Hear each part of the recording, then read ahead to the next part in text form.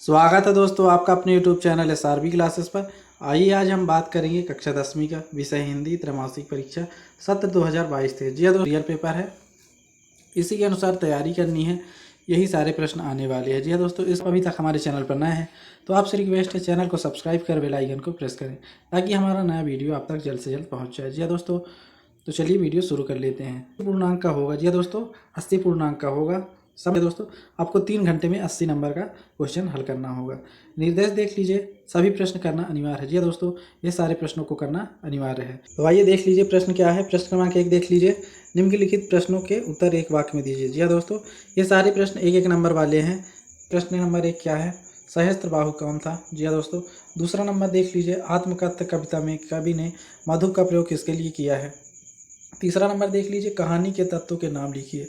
और चौथा नंबर क्या है, हिंदी पद्य साहित्य को कितने भागों में विभाजित किया गया? जी हाँ दोस्तों, चौथा नंबर क्या है, हिंदी पद्य साहित्य को कितने भागों में विभाजित किया गया है? पाँचवा नंबर देख लीजिए, पाँचवा नंबर क्या है, वर्गों के सार्थक समूह को क्या कहते हैं? जी दोस्तों, यह भी एक नंबर का क्वेश्चन है। प्रश्न क्रमांक 6 देख लीजिए, भोलानाथ के पिता आटे की कितनी गोलियां गंगा जी में प्रवाहित करते थे? जी दोस्तों। अब आइए अगला प्रश्न देख लीजिए, 2 नंबर। जी दोस्तों, 2 नंबर, उद्धव के व्यवहार की तुलना किस किस से की गई है? लिखिए। जी दोस्तों, आपको अथवा में दिया गया है, आपको ऑप्शन दिया गया है। 2 प्रश्न होंगे, 2 में है। जी दोस्तों, दूसरा नंबर देख लीजिए, उद्धव के व्यवहार की तुलना किस किस से की गई है? लिखिए। जी दोस्तों, देखिए अथवा में देख लीजिए क्या है, परशुराम के क्रोध करने पर राम और लक्ष्मण की जो प्रतिक्रियाएं हुई उनके आधार पर दोनों के स्वभाव की एक एक विशेषताएं अपने शब्दों में लिखिए। जी दोस्तों, परशुराम के क्रोध करने पर राम और लक्ष्मण की जो प्रतिक्रियाएं हुई उनके आधार पर दोनों के स्वभाव की एक एक विशेषता अपने शब्दों में लिखिए। जी दोस्तों, आपको आंसर के लिए कहीं भटकना नहीं है, डिस्क्रिप्शन में आप जाइए, वहां से आप डाउनलोड कर सकते हैं। जी दोस्तों, मैं सभी प्रश्नों के आंसर डिस्क्रिप्शन में दे दूंगा, वहां से आप देख सकते हैं। तीसरा प्रश्न देख लीजिए, कैप्टन की मृत्यु का समाचार देते वक्त मानवाला उदास हो जाता है, क्यों? जी दोस्तों, कैप्टन की मृत्यु का समाचार देते वक्त मानवाला उदास हो जाता है, क्यों?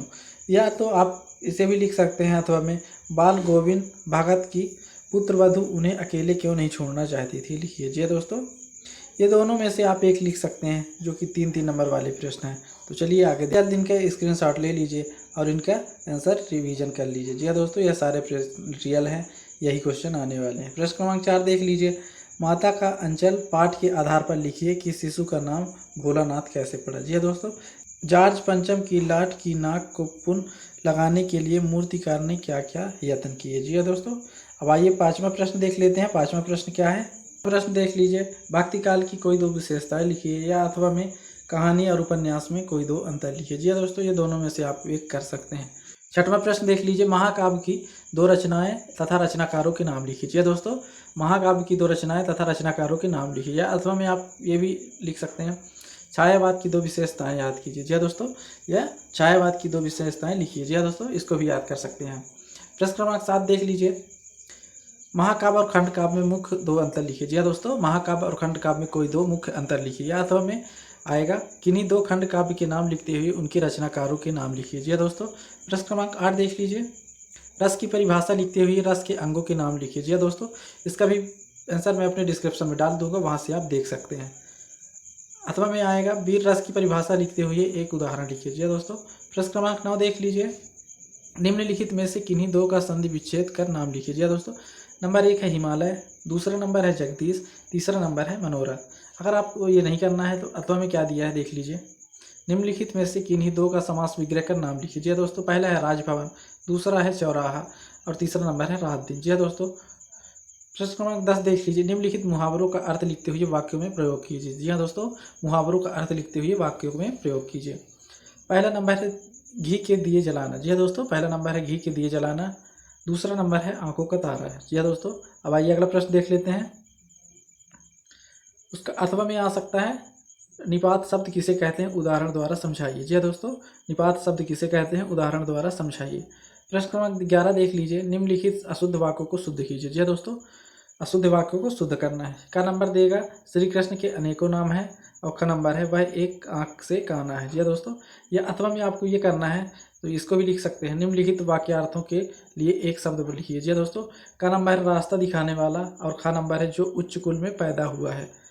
प्रश्न क्रमांक 12 देख लीजिए, सूरदास और जयशंकर प्रसाद जी की कोई दो रचनाएं लिखते हुए उनकी काव्यगत विशेषताएं लिखिए। जी दोस्तों, सूरदास तथा जयशंकर प्रसाद जी की दो रचनाएं लिखते हुए उनकी काव्यगत विशेषताएं लिखिए।